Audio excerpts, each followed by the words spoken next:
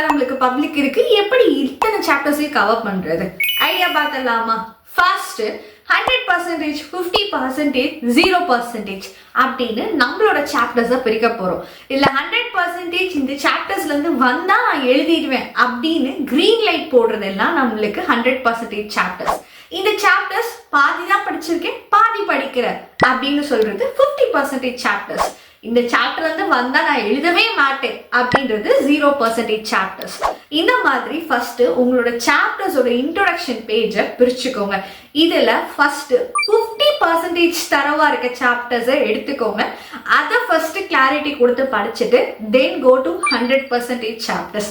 இந்த சாப்டர்ஸ்ல இருந்து வந்தா நான் எழுதவே மாட்டேன் அப்படின்னு 0% சாப்டர்ஸ் இருக்கிறது ஒரு அலர்ட் சைன். அதுல நம்ம என்ன பண்ண போறோம்னா இம்பார்ட்டன்ட் கொஸ்டின்ஸை மட்டும் பார்க்க போறோம்.